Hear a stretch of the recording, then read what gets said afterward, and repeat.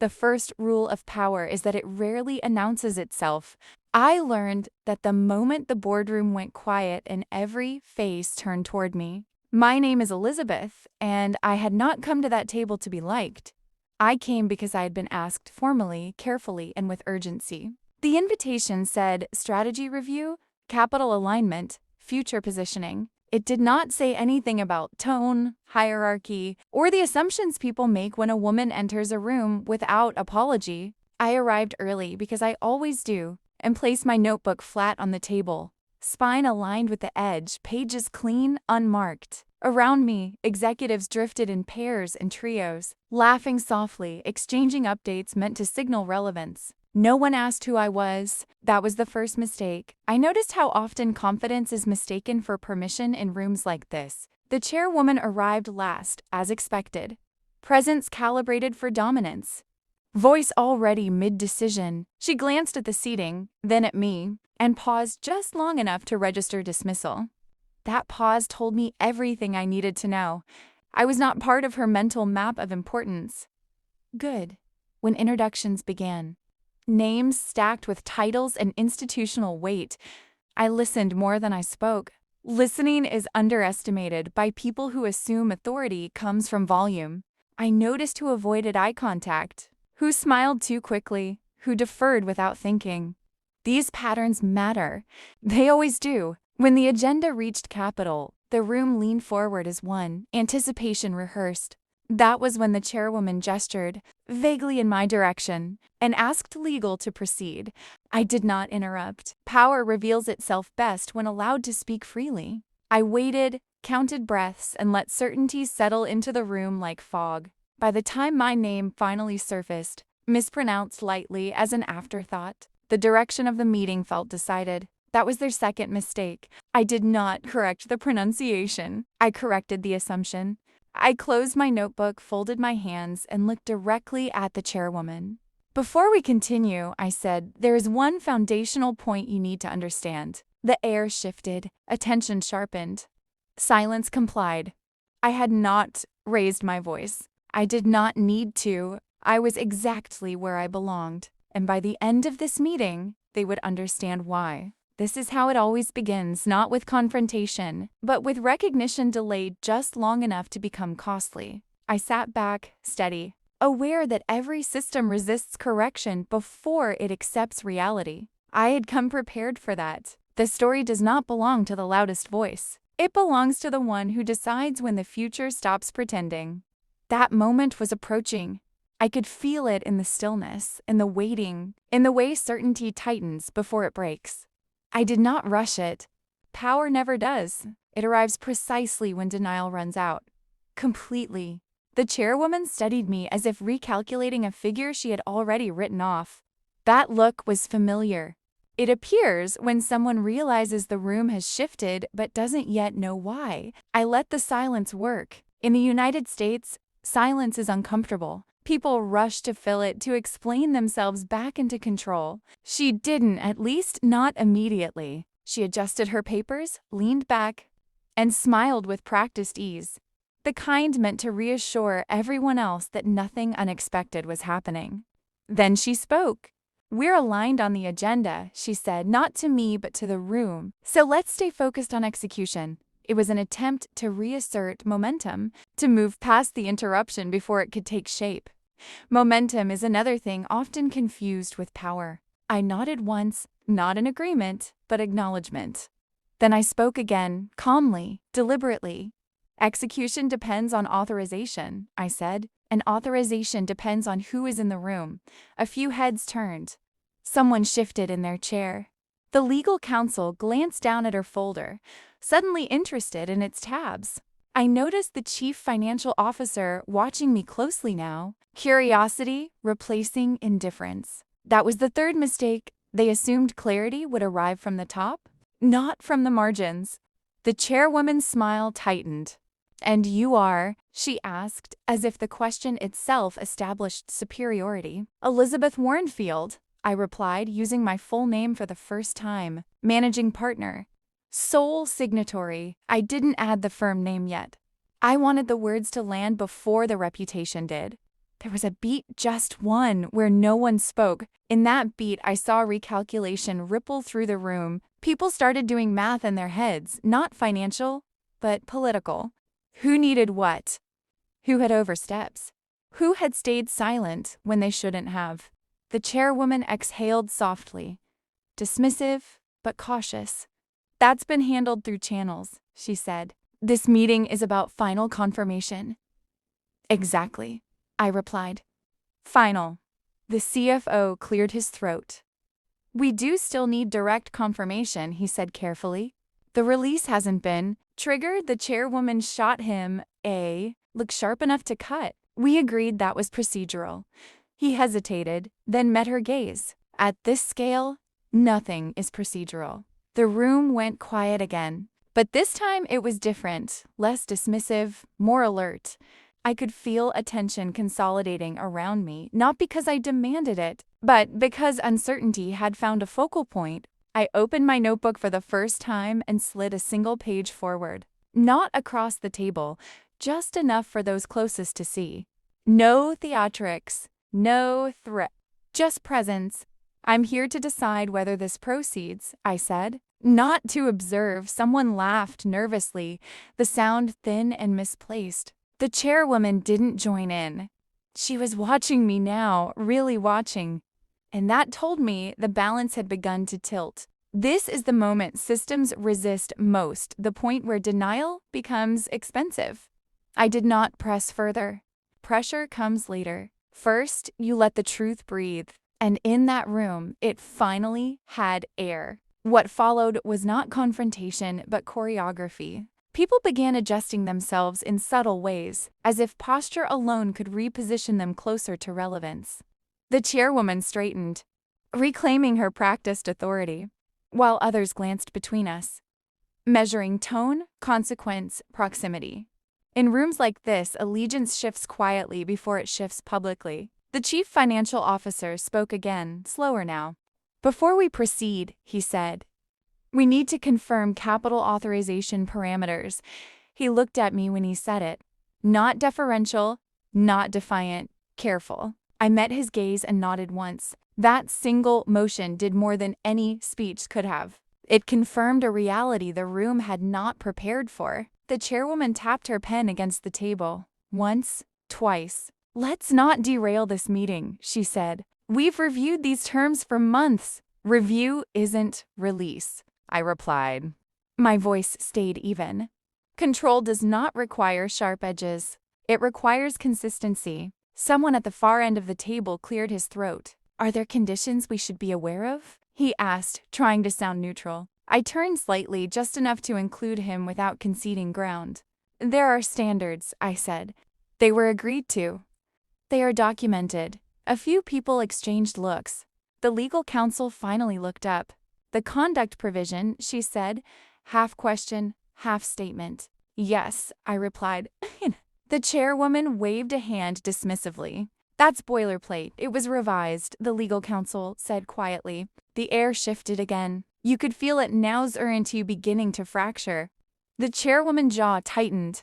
Revised doesn't mean weaponized. Enforced doesn't mean hostile. I said it means intentional. The incoming chief executive officer, who had remained silent until now, leaned forward. Can we clarify scope? He asked. His tone was measured, but there was tension under it. What triggers withdrawal? I answered without hesitation. Documented conduct that materially undermines trust during negotiations. He frowned slightly. Including tone? Including behavior, I corrected. Tone reveals behavior. That landed. A board member flipped through his packet, pages rustling louder than necessary. This meeting is being recorded, he said, glancing toward the ceiling. The red light blinked steadily, indifferent. For transparency, I said. No one laughed.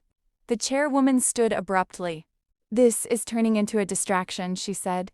We're here to finalize authority. Authority requires accountability, I replied. Otherwise, it's performance. Silence followed, heavier than before. This time, no one rushed to fill it. People were thinking now, not reacting. The CFO looked down at his phone as it vibrated once, then again. He didn't answer it yet. The chairwoman noticed. "We'll take a short recess," she announced. Chairs scraped back, conversations fractured into whispers. No one addressed me directly, but no one ignored me either. As they stood, I remained seated for a moment longer, letting the room move around me.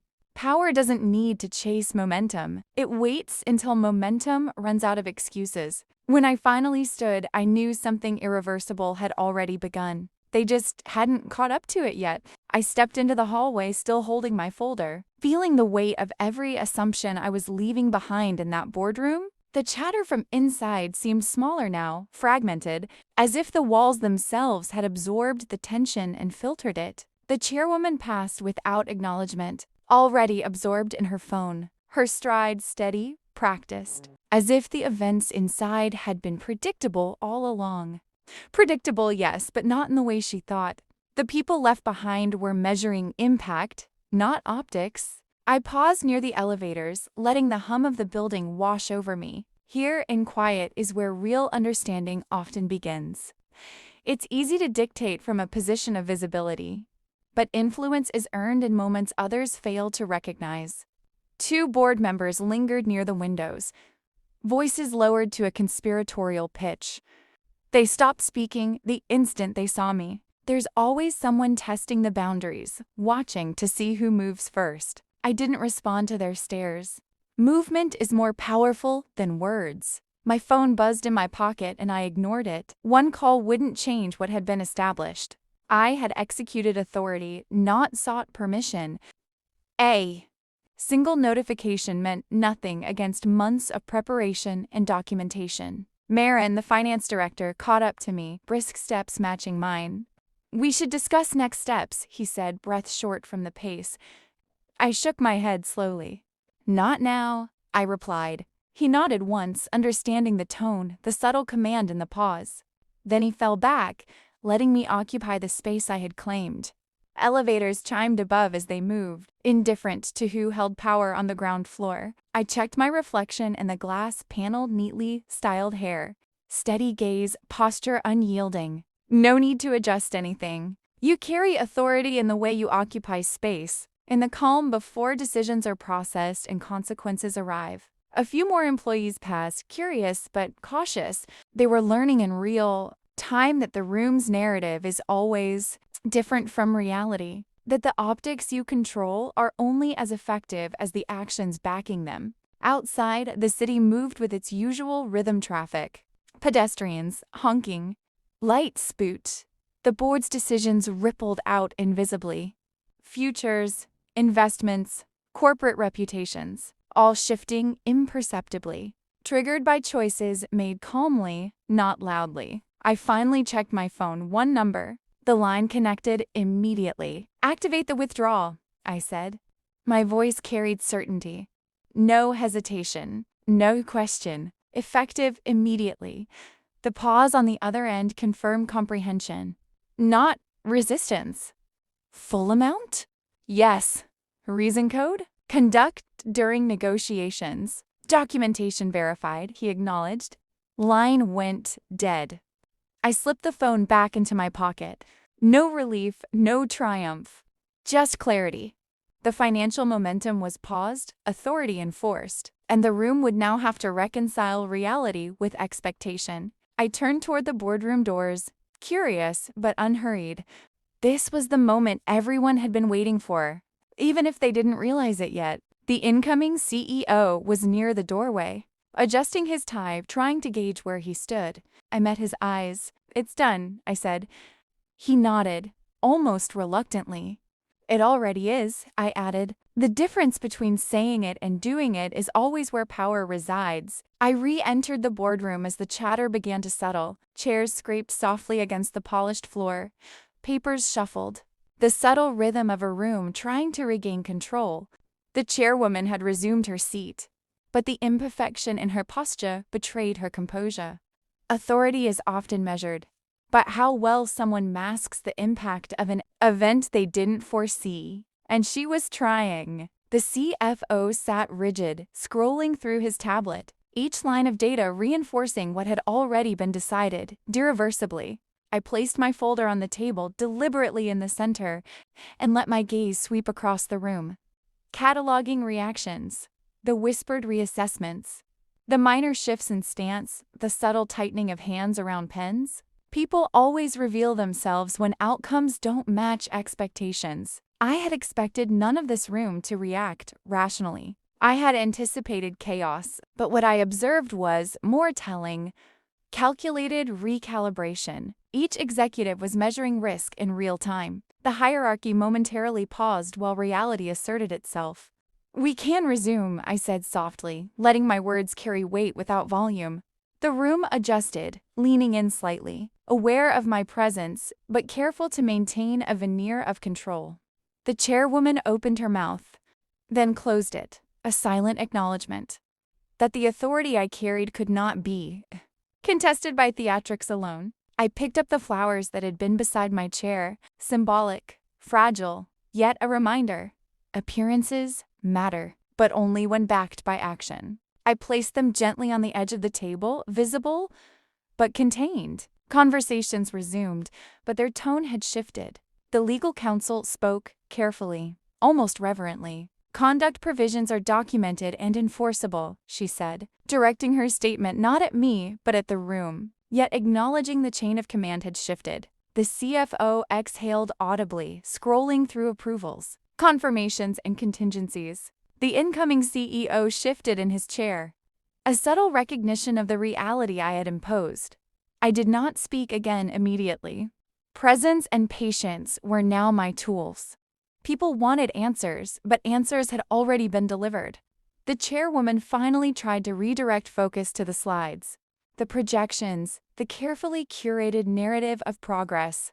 I led her. "Progress can continue when you've already defined the parameters." She made the mistake of assuming compliance without consequence. I let the silence between statements stretch, creating tension without hostility. Each moment of hesitation, each unspoken acknowledgement, reminded the room that authority is not granted. It is exercised, I observed quietly, taking note of who recalculated, who pretended not to see, and who understood that the real decision had already been executed. By the time the first question about funding arose, it was clear the chain of command had shifted without a single confrontation. I could feel the room recalibrating its understanding of influence, respect, and consequence. The lines between titles and control blurred. By acting decisively and calmly, I had transformed assumptions into compliance. This is how you claim power in environments built to resist it, with patience, precision, and an unshakable acknowledgement of what truly matters. Every glance, every pause, every quiet acknowledgement of the executed action reinforced the new order. The room would recover, but it would never be the same. The room's tempo had changed, almost imperceptibly at first, but then unmistakably. Conversations continued, but the energy was taut, calibrated. Every participant was calculating, rereading their assumptions, silently adjusting expectations. The chairwoman's composure remained, but her usual dominance felt hollow, a costume that no longer fit. I observed her closely, cataloging micro-expressions, the flicker of doubt in her eyes, the subtle tension in her jaw, the half-gestures that once conveyed authority, but now seemed reactive. Authority, I reminded myself, is a measure of trust and consequence, not volume or title. The incoming CEO leaned forward, trying to reconcile what had transpired, seeking a foothold in a landscape that had shifted under him. I didn't give it. Clarity is more powerful than persuasion. I remained seated, hands folded, breathing even, watching as people processed that the action had already been executed, and no one could reverse it. The CFO's tablet vibrated repeatedly, alerts stacking, messages piling up, each one confirming the reality I had established. The withdrawal was effective, immediate, and total. No arguments, no approvals pending, no ambiguity. A few board members exchanged furtive glances, whispering calculations to one another. The room had become a live simulation of accountability, and every assumption was now under scrutiny. The chairwoman attempted a small interjection, suggesting a procedural pause, a moment to restore order. I let it pass. Procedures only matter when they are backed by enforcement. The legal counsel stepped in quietly, citing the conduct provision, explaining its enforceability. The room shifted further. Tension folded into cautious respect. I had intentionally waited before speaking. Every second of inaction was deliberate. Power grows in those intervals, in the patience to let others realize the cost of underestimating you. I finally moved my gaze across the table, making eye contact with several participants in turn. Each person understood silently that the decision had been mine to make, and it had been executed flawlessly. I did not revel in their surprise. Authority is not vanity. It is precision. The flowers I had brought remained by the edge of the table, subtle, almost symbolic, a reminder that even small gestures carry weight when accompanied by consequence. Conversations resumed around projections and timelines, but the underlying calculus had shifted. Everyone was now calculating, anticipating, second-guessing in real time. I could feel respect settle in, not performative, not hesitant, but factual.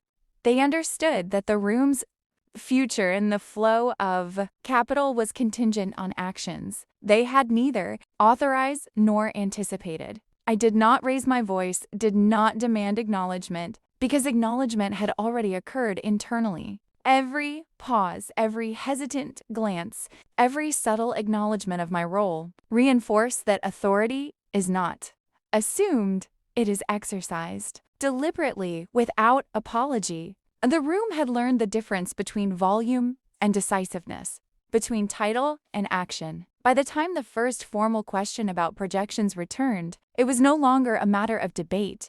My presence alone had redefined the conversation, recalibrated expectations, and established a precedent they would carry forward. The room would function, the work would continue, but the hierarchy had already shifted. By mid-morning, the ripple effects had begun to reach beyond the boardroom. Phones buzzed incessantly, messages piling into inboxes faster than anyone could respond. Analysts, partners, and junior associates were all interpreting, recalculating, and speculating based on a single, decisive action that had been taken quietly, deliberately, without fanfare. I sat back, observing the chaos from the center of it all. Aware that my calm was amplifying the tension around me, the chairwoman tried to regain her narrative, issuing soft commands to refocus the room on projections, timelines, and deliverables. But the undercurrent had changed. Compliance was no longer an assumption. The CFO, who had initially attempted to navigate through procedure, now moved cautiously, his every gesture deliberate, his every word measured. The incoming CEO glanced toward me intermittently, weighing his own authority against the unspoken reality of what had occurred. It wasn't arrogance that allowed me to act, it was preparation, documentation, and the willingness to step into a space others assumed was inaccessible. I had come into this room with a clear objective: enforce the agreed-upon standards and ensure accountability. That objective had been accomplished, and the consequences were cascading outward. The legal counsel, who had previously been deferential, now engaged in clarifications with the board members, quietly affirming the validity of the conduct provision. No one questioned the enforcement. The documentation was incontrovertible. I observed each subtle shift in posture, each micro-expression of recalibration, understanding that power is most potent when it is recognized quietly but universally. Then came the whispers, the murmurs about market reactions, pre-market indicators, liquidity exposure, and investor calls. Phones lit up, alerting teams across departments to the withdrawal. The room's collective focus tightened. The chairwoman's tone shifted, faltering slightly, as she tried to reconcile her authority with the undeniable fact that the funds were no longer accessible. It was a rare vulnerability in someone used to control. I remained composed, letting the silence emphasize the weight of the decision. Authority is not performed. It is measured by consequence and follow-through. The CFO's voice broke the quiet, confirming, almost reluctantly, that the withdrawal was complete. A board member leaned forward, attempting to assess damage control. but I had already accounted for that timelines would be adjusted. Protocols followed, but the principle remained unchanged. The incoming CEO finally addressed me directly, his tone cautious, almost deferential. "This doesn't have to get messy," he said. I met his eyes. "It already is," I replied. The pause that followed was deliberate, allowing comprehension to settle. Everyone in the room, from the chairwoman to the most junior observer, understood that the landscape had shifted irreversibly. Decisions, previously theoretical, had immediate and binding impact, and in that understanding I found confirmation that authority, exercised with clarity and calm, cannot be ignored, challenged, or undone. It simply exists, and the system must adapt or fail. The room was recovering, or at least performing recovery. Chairs were pushed back, water glasses refilled, and people attempted to reassert rhythm, projecting calm over the currents of uncertainty I had set in motion. The chairwoman tried to marshal the narrative, speaking in clipped sentences, directing attention to slides and projections, but her usual authority had lost resonance. Every glance she cast at me carried hesitation, every measured smile now laced with a subtle defensiveness. I remained seated, hands folded, voice neutral, observing how the dynamics had irreversibly changed. The legal counsel leaned slightly toward a board member, quietly affirming enforceability of the conduct provision. Small gestures, whispers, and eye contact. The room was silently acknowledging that the parameters of authority had been rewritten, and that this rewrite had consequences for anyone attempting to reclaim the narrative without documented legitimacy. Phones buzzed across the table, multiple notifications, investor inquiries, confirmations, and queries arriving faster than they could be processed. The CFO scrolled, thumb moving rapidly, trying to make sense of the unfolding reality. The incoming CEO watched me, his posture shifting, uncertainty replacing the composure he had carried when he first entered. He opened his mouth, then closed it, calculating whether intervention could regain control.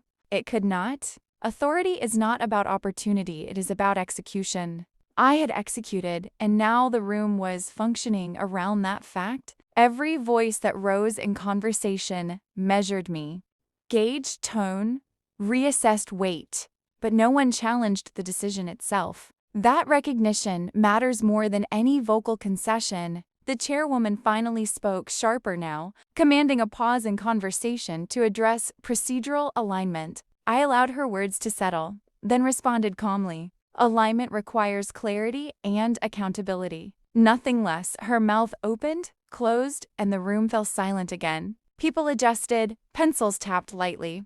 The projector clicked between slides. But the energy remained charged with awareness. Conversations that followed were careful, deliberate, each person weighing not only facts but behavior, consequences, and optics. The whispers about financial exposure, market reactions, and investor calls continued, but were underscored by a newfound respect for what had been executed. I did not raise my voice. I did not assert dominance. I simply maintained presence and let the consequences speak. Time itself became a witness. Every minute's passing was a reinforcement of the authority already exercised. By the time the first formal questions regarding revised projections returned, the room had settled into a new rhythm, calculated, cautious, and aligned with the reality I had imposed. Power does not shout.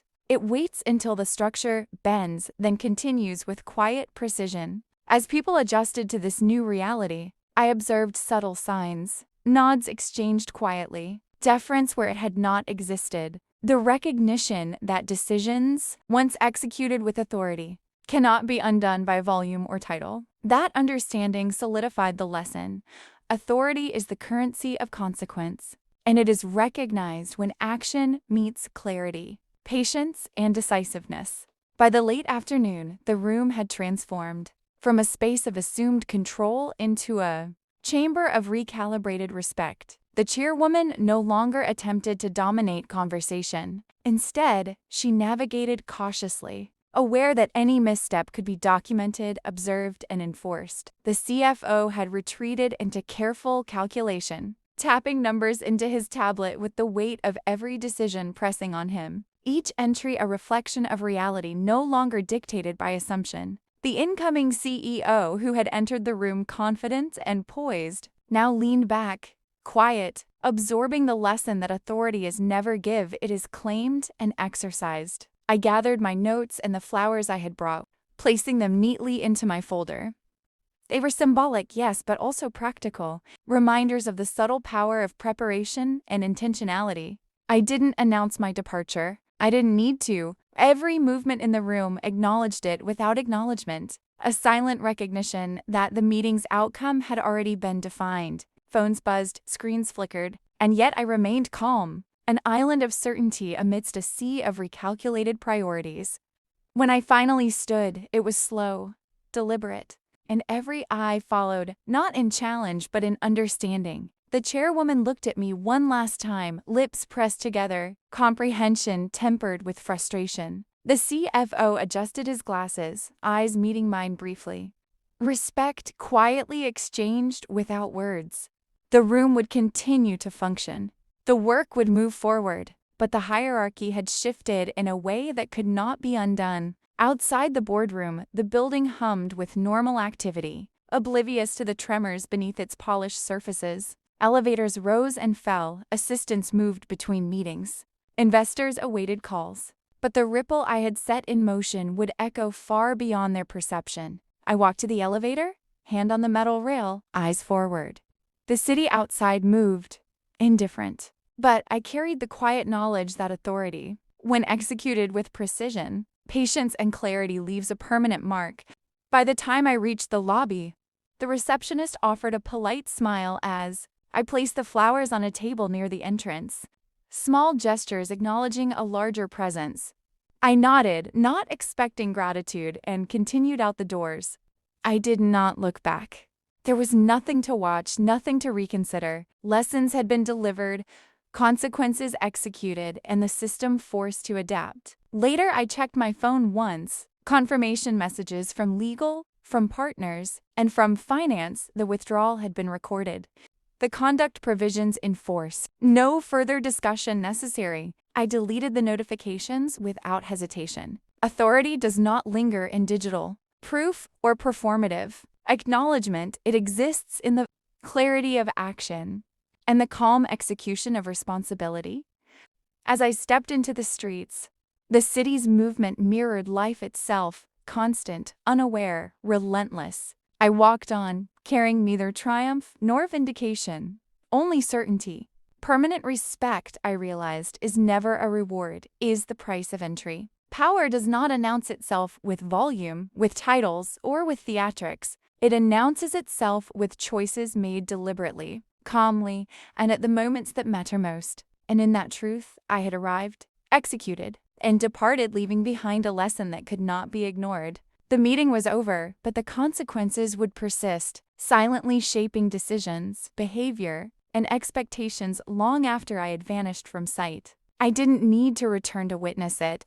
Authority had spoken.